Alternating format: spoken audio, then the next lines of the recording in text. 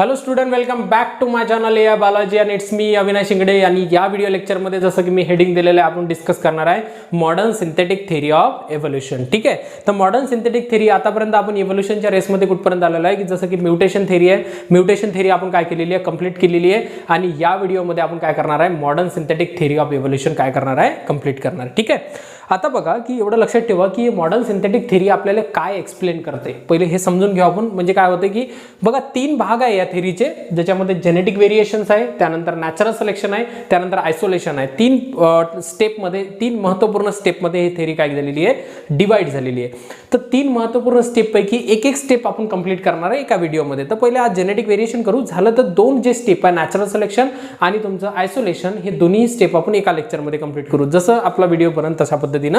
ठीक आहे, तर मग काय तर बघा की modern synthetic theory of evolution काय आहे आणि हे आपल्याला काय समजून सांगण्याचा प्रयत्न करते. तर पहिले एवढं लक्षात ठेवा की ऑर्गॅनिक इव्होल्यूशनच्या रेसमध्ये आपण कशामध्ये, ऑर्गॅनिक व्हेरिएशनच्या, ऑर्गॅनिक इव्होल्यूशन पण म्हणू शकतो आपण त्याला, ऑर्गॅनिक इव्होल्यूशन किंवा ऑर्गॅनिक व्हेरिएशन्स. ठीक आहे, organic evolution and organic variation, आपण कशा पद्धतीने बदल झालो याच्यामध्ये भरपूर काही थेरीज बघितली आपण. त्याच्यामध्ये आपल्याला ओरिजिन ऑफ स्पेसिस किंवा ओरिजिन ऑफ स्पेसिस म्हटल्यापेक्षा ओरिजिन ऑफ लाईफ हे कुठून माहीत पडलं आपल्याला, केमिकल इव्होल्यूशन ऑफ लाईफ, ज्याला आपण सेल्फ असेंब्ली थेरी पण म्हटलं. की सगळ्यात पहिला ऑर्गॅनिझम किंवा सगळ्यात पहिली सेल कशा पद्धतीनं डेव्हलपमेंट झालेली आहे, या सगळ्या गोष्टी आपण डिस्कस केलेल्या आहेत. जर ते व्हिडिओ तुम्ही नसन बघितले ते पहा.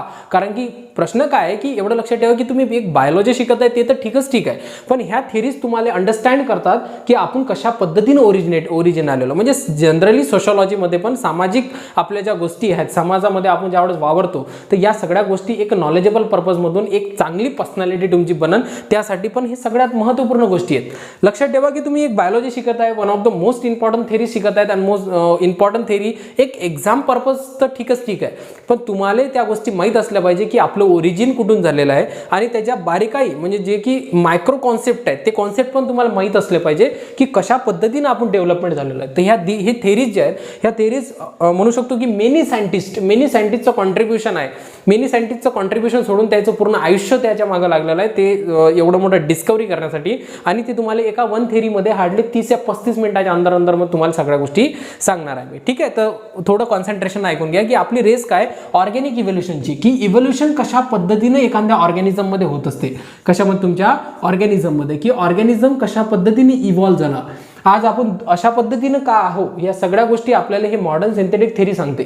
की कोणकोणते महत्त्वपूर्ण पॉईंट्स आहेत, जे की पॉईंट्स म्हणजे जे की महत्त्वपूर्ण फॅक्टर आहेत, जे की काय करतात, कोणत्याही ऑर्गॅनिझमला इव्होल्यूशन करण्यासाठी मदत करतात. ठीक आहे, मग याचा अर्थ असा आहे की जे की आपल्याला डार्विनने थेरी दिलेली आहे, डार्विनिझम दिलेली आहे, Darwin theory of natural selection दिलेली आहे, म्युटेशन थेरी आहे जे की आपल्याला ह्युगो द वेरीजने दिलेली आहे. अनदर आपण थेरीज बघितल्या, जे की थेरीज मग हे आहे का, एवढं लक्षात ठेवा की त्या थेरीज पण राईट आहेत, पण प्रश्न काय आहे की त्याच्यामध्ये काहीतरी ऑब्जेक्शन्स अवेलेबल्स आहे, कोणत्या तरी गोष्टी मिसिंग आहे. लक्षात ठेवा की कोणताही पर्सन, एक पर्टिक्युलर पर्सन 100% राईट नसू शकतो.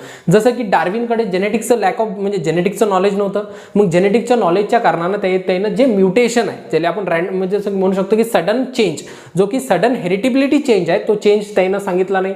त्याच्या थेरीमध्ये ते व्यवस्थित ते एक्सप्लेन करू शकले नाही.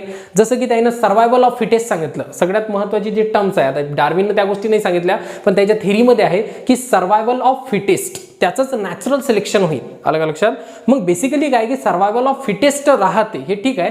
मग सर्वायवल ऑफ फिटेस्ट हे कुठून आलेलं आहे, आलं का लक्षात?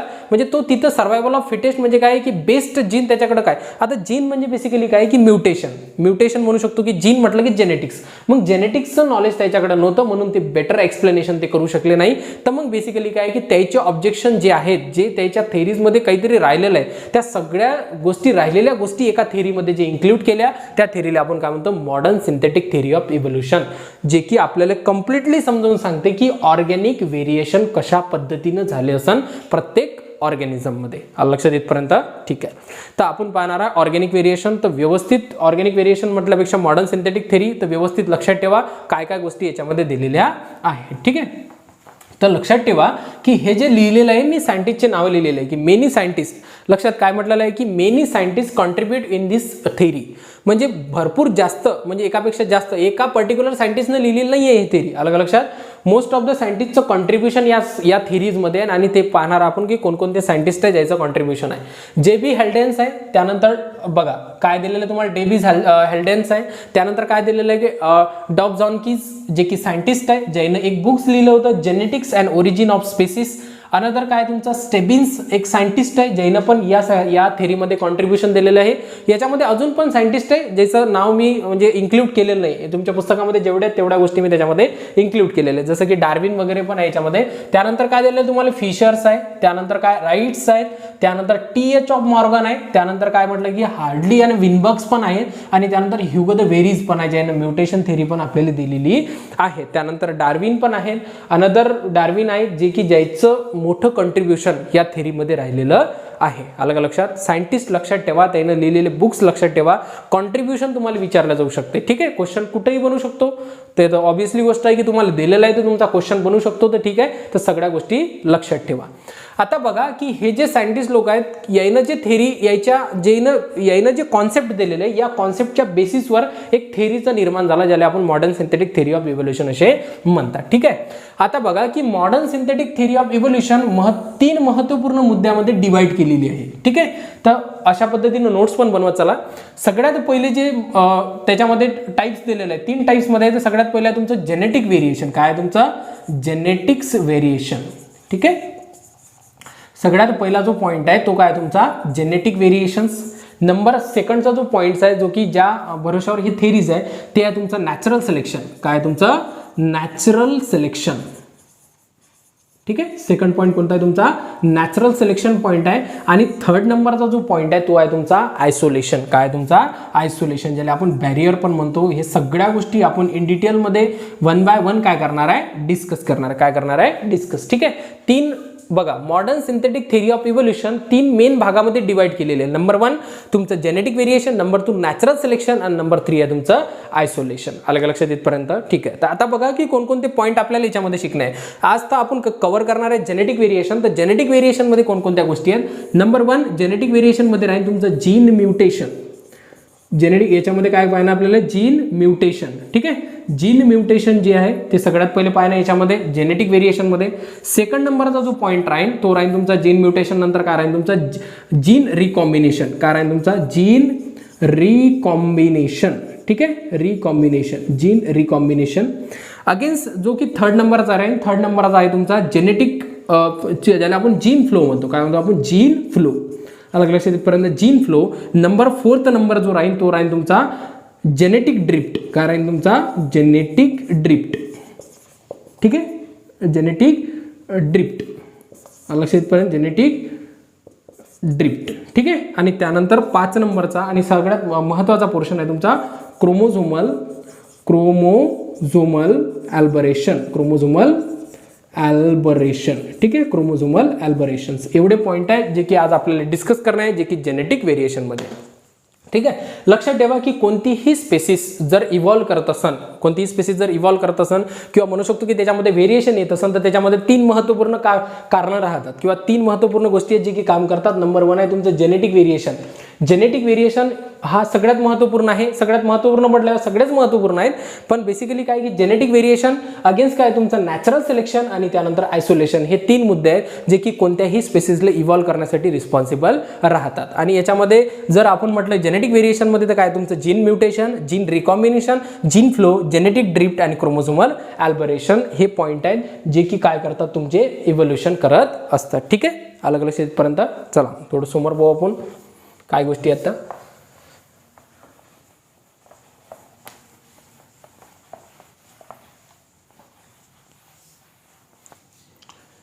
ठीक आहे, चला तर मग आपण काय पाहणार आहे जेनेटिक व्हेरिएशन, जो की मॉडर्न सिंथेटिक थेरी मधला फर्स्ट नंबरचा पार्ट आहे. आणि त्या पार्टमध्ये कोणकोणते फॅक्टर काम करतात जे की पॉप्युलेशन इव्होल्युशनसाठी काम करतात. ठीक आहे, मी बरेचदा ऑर्गॅनिक इव्होल्युशन म्हणतो, ऑर्गॅनिक इव्होल्युशन किंवा म्हणू शकतो ऑर्गॅनिझम इव्होल्युशन म्हणतो. ठीक आहे, तर थोडासा मुद्दा क्लिअर करून घ्या की इव्होल्युशन जे आहे ना, इव्होल्युशन जरी थोडंसं फ्लुएंटली निघून जाते, इव्होल्युशन नेहमी पॉप्युलेशनमध्ये होत असते. एवढं लक्षात ठेवा. कशामध्ये होतं तुमच्या इव्होल्युशन नेहमी पॉप्युलेशनमध्ये, ना की सिंगल ऑर्गॅनिझममध्ये. ठीक आहे, एवढं लक्षात ठेवा. कधी मग बोलताना काय होते की निघून जाते की त्याच्यामध्ये काय आहे की इव्होल्युशन झालेलं आहे ऑर्गॅनिझममध्ये, तर ऑर्गॅनिझममध्ये इव्होल्युशन झालेलं नाही आहे, कधी ऑर्गॅनिझममध्ये होत नाही.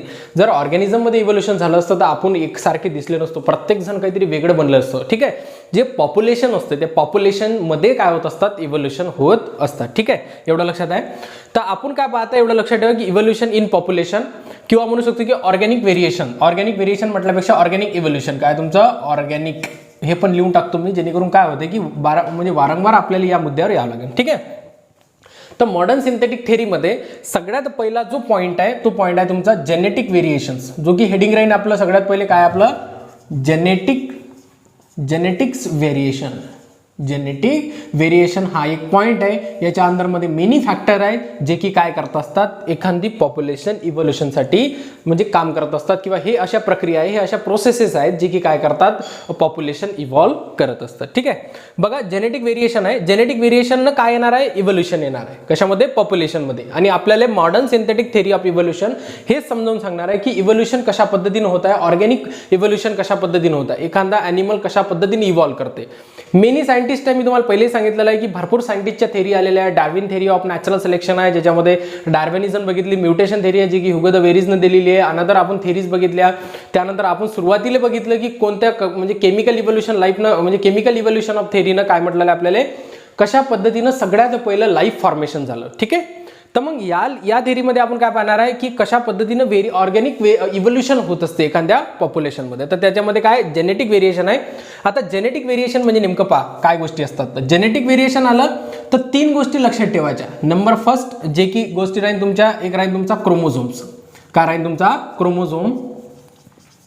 क्रोमोझोम्स राहतील. त्यानंतर काय राहील तुमचा DNA राहील, आणि त्यानंतर काय राहील तुमचा जीन राहील. जेनेटिक्स जिथं जिथं वर्डसन, या 3 गोष्टी लक्षात ठेवायच्या. एक तर क्रोमोझोम मध्ये आलेला बदल, एक तर DNA मध्ये आलेला बदल, किंवा एक तर जीन मध्ये आलेला बदल, या सगळ्या गोष्टी जेनेटिकली डिस्क्राईब करतात. कशाला डिस्क्राईब करतात, जेनेटिक्सला डिस्क्राईब करतात. जेनेटिक्समध्ये या 3च गोष्टी आहेत, याच्या व्यतिरिक्त काही नाही आहे. क्रोमोझोम एखादा एक्स्ट्रा येणे, क्रोमोझोम एक तर कमी येणे, क्रोमोझोम अर्धा येणे, तुटले किंवा ट्रायसोमी कंडिशन येणे, जे काय असेल ते, या सगळ्या गोष्टी कसं आहे क्रोमोझोमच्या रिलेटेड आहे. DNA म्हणजे नेमकं काय, DNA मधला काही सिक्वेन्स चेंज झाला किंवा जीन चेंज झालं, जीन्स मध्ये काहीतरी चेंजेस येत असं, या सगळ्या गोष्टी जेनेटिक व्हेरिएशन आहे. आणि लक्षात ठेवा की जेनेटिक व्हेरिएशन ऑर्गॅनिक इव्होल्युशनसाठी काम करते. तुमच्या जीनमध्ये चेंज येत असन, तुमच्या क्रोमोझोममध्ये चेंज येत असन, तुमच्या DNA मध्ये चेंज येत असन, तर त्या गोष्टी फिनोटिपिकली एक्सप्रेस होतील आणि पॉप्युलेशन्समध्ये व्हेरिएशन आणतील. आणि पॉप्युलेशन व्हेरिएशन म्हणजेच आपण त्याला इव्होल्युशन म्हणतो. ती सुरुवात आहे कशाची, तुमच्या इव्होल्युशनची. ठीक आहे, इथपर्यंत लक्षात आलं जेनेटिक व्हेरिएशनचं काय आहे. तर चला तर मग 1 बाय 1 आपण मुद्दे डिस्कस करू. मॉडर्न सिंथेटिक थेरीमध्ये काय काय गोष्टी दिलेल्या आहेत. तर ठीक आहे,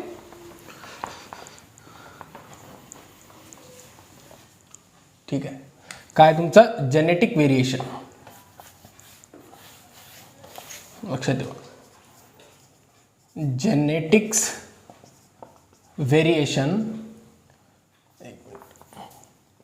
जेनेटिक व्हेरिएशन, त्याच्यामध्ये सगळ्यात पहिला नंबरचा जो मुद्दा आहे तो आहे तुमचा जीन म्युटेशन. काय तुमचा जीन म्युटेशन, काय तुमचा जीन म्युटेशन. ठीक आहे, चला इकडे लक्षात द्या. जीन म्युटेशन म्हणजे नेमकं काय, सिंपल, जास्त डिस्क्रिप्शन मी सांगत नाही.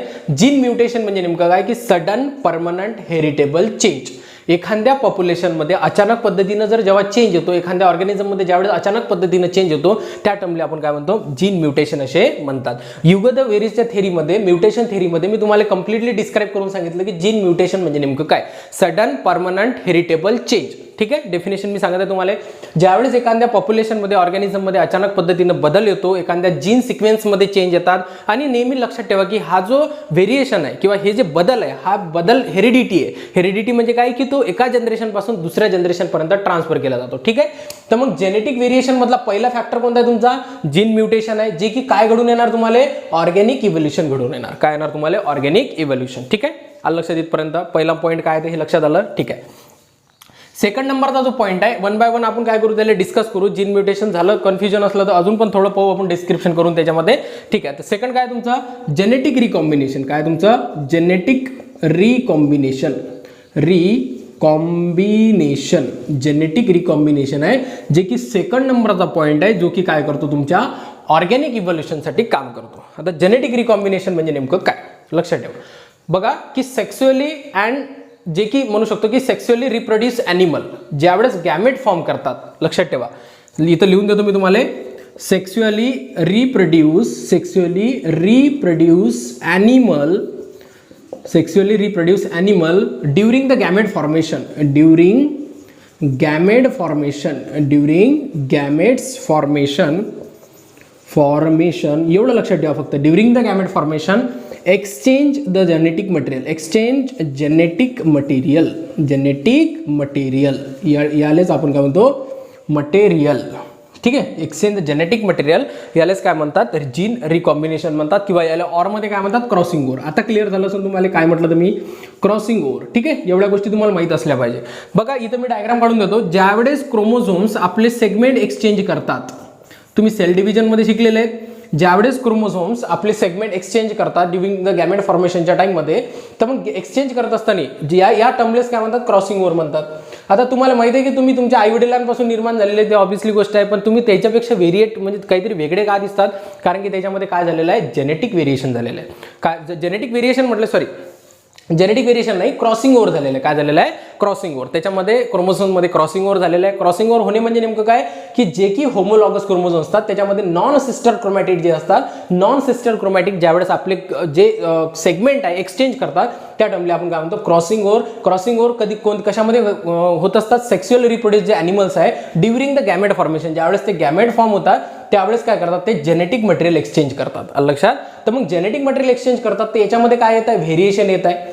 मग व्हेरिएशन म्हणजेच बेसिकली काय आहे की आपण इव्होल्युशनची सुरुवात म्हणतो आपण, म्हणून लक्षात ठेवा की जेनेटिक रिकॉम्बिनेशन पण हा एक पॉईंट आहे जो की काय करते ऑर्गॅनिक इव्होल्युशनसाठी रिस्पॉन्सिबल आहे, ठीक आहे. जेनेटिक रिकॉम्बिनेशन हा अजून एक फॅक्टर आहे जो की कशासाठी आहे तुमच्या ऑर्गॅनिक इव्होल्युशनसाठी रिस्पॉन्सिबल आहे. क्लिअर झालं इथपर्यंत, जेनेटिक व्हेरिएशनचे 2 पॉईंट झाले. नंबर थर्ड नंबरचा जो पॉईंट दिलेला आहे तुम्हाला जो की काय तुमचा सगळ्यात पहिले जीन म्युटेशन, सेकंड झाला तुमचा जेनेटिक रिकॉम्बिनेशन आणि थर्ड आहे तुमचा जीन फ्लो. काय तुमचा जीन फ्लो.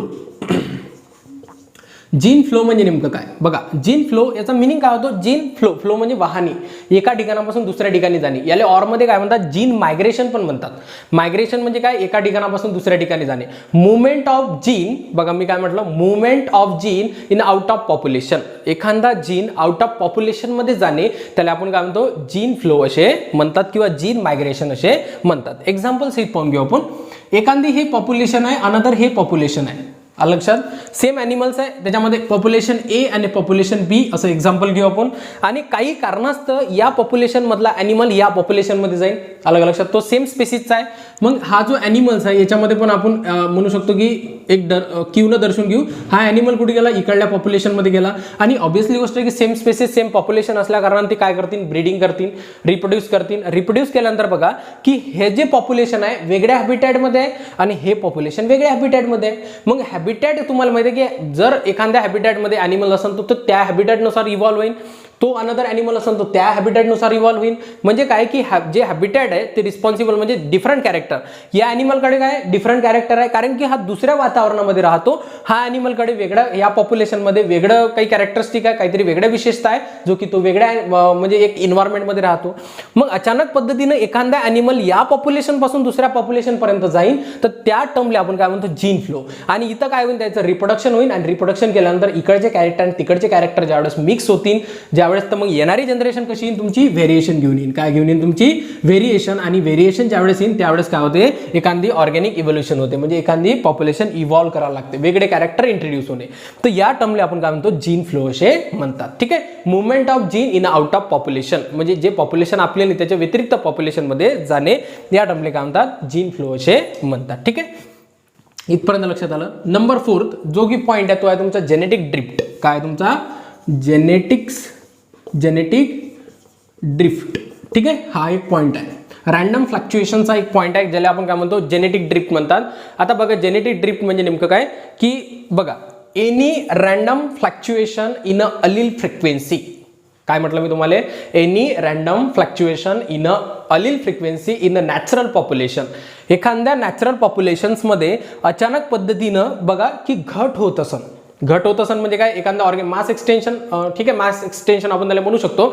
एखाद्या पॉप्युलेशनमध्ये अचानक पद्धतीने घट होणे याला जेनेटिक ड्रिफ्ट म्हणतात, ड्यू टू नॅचरल डिझास्टर. त्याच्यामध्ये काही कारण आहे, नॅचरल डिझास्टर, अचानक पद्धतीने काही. आता एक्झाम्पल्स हे समजून घेऊ. एखादी पॉप्युलेशन आहे, आपल्याला एक्झाम्पल्स हे व्यवस्थित लक्षात येते. हे एक पॉप्युलेशन आहे. या पॉप्युलेशनमध्ये इंडिव्हिज्युअल किती राहतात, फॉर एक्झाम्पल 10,000 इंडिव्हिज्युअल इथं प्रेझेंट आहे, 10,000 इंडिव्हिज्युअल इथं प्रेझेंट आहेत.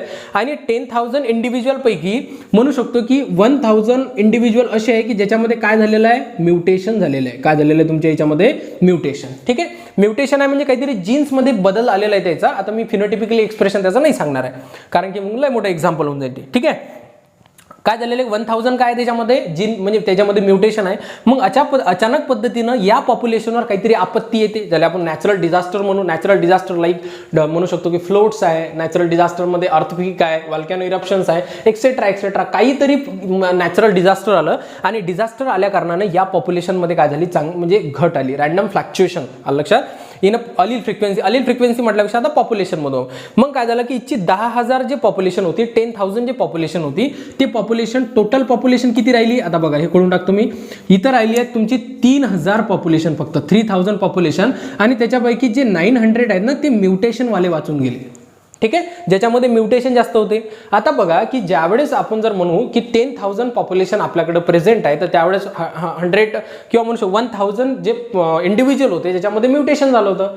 पण विषय काय की जे की 10,000 अँड ॲज कम्पेअर्ड टू 1,000 हे एकदम लहान पॉप्युलेशन आहे, त्यावेळेस त्याच्यामध्ये कन्सिडर केल्या जात नाही, किंवा म्हणू शकतो की त्याच्यामध्ये त्या गोष्टी डायल्यूट होऊन जातात. मग प्रश्न काय की ज्यावेळेस आपल्याकडे 3,000 इंडिव्हिज्युअल राहिले आणि त्याच्यापैकी जर म्हटलं आपण की 900 जे की तुमचे म्युटेशन आहे, तर ज्यावेळेस याच्यामध्ये क्रॉस म्हणजे याच्यामध्ये जे आता सेम पॉप्युलेशन आहे तर रिप्रोडक्शन होईल, ब्रीडिंग होईल. तर मग रिप्रोडक्शन झाल्यानंतर काय होईल की त्याच्यामध्ये जे म्युटेशन जीन आहे तो काय करा त्याच्यामध्ये एक्सप्रेस होईल आणि मोस्ट ऑफ द ऑफस्प्रिंगमध्ये ट्रान्सफर होईल. अलग लक्षात, म्हणजे काय झाला, जीनमध्ये बदल आला तर फिनोटिपिकली बदल येईल, आणि फिनोटिपिकली ज्यावेळेस बदल येईल तर लक्षात ठेवा की त्याच्यामध्ये काय होईल, ऑर्गॅनिक इव्होल्युशन होईल. ठीक आहे, काय होईल तुमचं ऑर्गॅनिक इव्होल्युशन. हे एक्झाम्पल आहे तुमचं जेनेटिक ड्रिफ्टचं. जेनेटिक ड्रिफ्ट लक्षात ठेवा, any random fluctuation in a allele frequency in a natural population. ठीक आहे, अचानक पद्धतीने पॉप्युलेशनमध्ये घट होणे हे पण एक कारण आहे की काय होते, तुमचं ऑर्गॅनिक इव्होल्युशन होत असते. ठीक आहे, लक्षात इथपर्यंत. आणि लास्ट वाला जो पॉइंट आहे जो जेनेटिक व्हेरिएशन्समध्ये, तो पॉइंट आहे तुमचा क्रोमोझोमल अल्बरेशन्स. ठीक आहे, हा मुद्दा व्यवस्थित लक्षात ठेवा. फिफ्थ नंबरचा जो पॉइंट आहे तो आहे तुमचा क्रोमोझोमल अल्बरेशन्स. काय तुमचा क्रोमोझोमल अल्बरेशन्स हा एक पॉइंट आहे जो की क्रोमोझोमच्या मॉर्फोलॉजिकल चेंज येणे किंवा म्हणू शकतो की जे काय त्याच्यामध्ये पॉइंट आहे, जे काय तुमचा डिलेशन. नंबर सेकंड आहे तुमचा डुप्लिकेशन. काय तुमचा डुप्लिकेशन्स. ठीक आहे, नंबर थर्ड आहे तुमचा डुप्लिकेशन नंतर काय तुमचा इन्व्हर्जन आहे. काय तुमचा इन्व्हर्जन. आणि इन्व्हर्जन झाल्यानंतर नंबर 4चा आहे तुमचा ट्रान्सलोकेशन आहे. काय तुमचा ट्रान्सलोकेशन. बघा ट्रान्सलोकेशन अशा पद्धतीचे पॉईंट राहतात तुमच्या क्रोमोझोमल अल्बरेशन्समध्ये. दिसते ना खालचं सगळे. बघा आता क्रोमोझोमल अल्बरेशन म्हणजे नेमकं काय की क्रोमोझोम्समध्ये किंवा क्रोमोझोम मॉर्फॉलॉजीमध्ये आलेला जो चेंजेस राहते ना, मी तुम्हाला पहिले सांगितलं आपण जेनेटिक व्हेरिएशन शिकत आहे तर आपण जीनबद्दल, DNA बद्दल आणि क्रोमोझोमबद्दल शिकणार आहे. क्रोमोझोममध्ये नेमकं काय चेंजेस, मॉर्फॉलॉजिकल चेंजेस होत असतील किंवा क्रोमोझोमचं काही बी गोष्टी चेंज होत असतील तर त्याला क्रोमोझोमल अल्बरेशन्स असे म्हणतात. ठीक आहे, आणि क्रोमोझोमल अल्बरेशन पण एक पॉईंट आहे जे की काय करतं, तुम्हाला ऑर्गॅनिक इव्होल्युशन आणण्यासाठी हेल्प करते. इव्होल्युशन अशाच पद्धतीने होत असते. लक्षात ठेवा की जेनेटिक व्हेरिएशन, नॅचरल सिलेक्शन आणि आयसोलेशन हे 3 पॉईंट आहे की एखादी पॉप्युलेशन इव्हॉल्व करणार आहे. एक राईट इन्फॉर्मेशन तुम्हाला माहित पडत. क्रोमोझोमल अल्बरेशन, डिलेशन म्हणजे नेमकं काय की क्रोमोझोमवरचा एक पर्टिक्युलर जो जीन सिक्वेन्स आहे किंवा जो सेगमेंट आहे तो काय होणे, डिलीट होणे. अनंतर काय डुप्लिकेशन म्हणजे नेमकं काय की त्याच्यामध्ये तो जो सिक्वेन्स आहे तो रिपीट होणे. त्यानंतर थर्ड काय दिलेलं इन्व्हर्जन. इन्व्हर्जन म्हणजे रिव्हर्स पद्धतीनं काय होणे, त्याच्यामध्ये म्हणू शकतो की आपण त्याला इन्व्हर्जन म्हणजे रिपीट सेगमेंट. ठीक आहे, रिपीट सेगमेंट म्हणजे काय डुप्लिकेशन, आणि इन्व्हर्जन म्हणजे नेमकं काय रिव्हर्स सेगमेंट म्हणू शकतो आपण त्याला. काय म्हणू शकतो, रिव्हर्स सेगमेंट काय होणे, रिव्हर्स होणे. आणि ट्रान्सलोकेशन म्हणजे नेमकं काय की एखादा पार्ट जो क्रोमोझोमचा आहे तो पार्ट हटून दुसऱ्या अनदर क्रोमोझोमवर जाणे, याला काय म्हणतो आपण ट्रान्सलोकेशन असे म्हणतात. अलग लक्षात इथपर्यंत. ठीक आहे, तर हे झालं तुमचं क्रोमोझोमल अल्बरेशन. आणि हे पण असे पॉईंट आहे जे की काय करतात, ऑर्गॅनिक इव्होल्युशनसाठी हेल्प करतात किंवा इव्होल्युशन याच पद्धतीने होत असते जर आपण जेनेटिक्समध्ये जर बघितलं तर. ठीक आहे, एका मिनिटामध्ये आपण रिव्हिजन करून घेऊ काय काय मुद्दे आहेत. बघा जेनेटिक व्हेरिएशन्स मध्ये कोणकोणते पॉईंट आहे. Number 1 gene mutation. बघा जीन म्युटेशन म्हणजे मी तुम्हाला काय सांगितले, सडन परमनंट हेरिटेबल चेंज लक्षात, ज्याला आपण काय म्हणतो जीन म्युटेशन, जे की ऑर्गॅनिक इव्होल्युशनसाठी काम करणार. अनंतर काय तुमचं जेनेटिक रिकॉम्बिनेशन, ज्याला आपण क्रॉसिंग ओव्हर म्हणतो, ज्यावेळेस एखादा क्रोमोझोम सेगमेंट एक्सचेंज करतात between the non sister chromatin in a homologous chromosome मध्ये होत असतात ते, ठीक आहे, ज्याला आपण काय म्हणतो जेनेटिक रिकॉम्बिनेशन. हे पण एक कारण आहे ऑर्गॅनिक इव्होल्युशनसाठी. अनंतर काय तुमचं जीन फ्लो, एखादा ऑर्गॅनिझम एका पॉप्युलेशन पासून आउट ऑफ पॉप्युलेशन पर्यंत जाणे, मुवमेंट ऑफ म्हणू शकतो की genes in out of population. Against काय झालेलं तुमचं जेनेटिक ड्रिफ्ट म्हणजे काय, random fluctuation, any random fluctuation, एखाद्या याच्यामध्ये अचानक पद्धतीने घट होणे पॉप्युलेशनमध्ये, हे पण एक कारण आहे की काय होते ऑर्गॅनिक इव्होल्युशन होते. अनंतर काय तुमचं क्रोमोझोमल अल्बरेशन्स आहे, हे पण एक कारण आहे ज्याच्यामध्ये डिलेशन, डुप्लिकेशन, इन्व्हर्जन आणि ट्रान्सलोकेशन हे पॉईंट आहेत जे की काय करतात तुमच्या ऑर्गॅनिक व्हेरिएशनसाठी हेल्प करतात. ठीक आहे, म्हणजे तुम्हाला बेसिक आयडिया येऊन गेलेली आहे. म्हणजे आयडिया काय की टोटली तुम्हाला जेनेटिक मेकॅनिझम समजलं की कोणकोणते जेनेटिक फॅक्टर आहे ज्याच्यापासून आपण काय करताय इव्होल्युशन होत आहे. अलग लक्षात येतपर्यंत मी तुम्हाला एकदम इझिएस्ट मेथडनं समजावण्याचा प्रयत्न केलेला आहे. जर तुम्ही हा व्हिडिओ एन्जॉय केला असेल तर तुम्ही व्यवस्थित किंवा तुम्हाला जर समजला असेल तर तुम्ही नक्की चॅनलला सबस्क्राईब करा. जर काही डाऊट्स असतील तर कमेंट्स करा आणि ज्याला जरूरत आहे त्याला नक्की शेअर करा. आणि अगेन्स्ट जर तुम्ही चॅनलला सबस्क्राईब नसेल केलं तर सबस्क्राईब करा. तुमची सबस्क्राईब आम्हाला एक एनर्जीचं काम करते आणि एक बेटर वर्क करण्यासाठी मदत करेल. ठीक आहे, थँक्यू.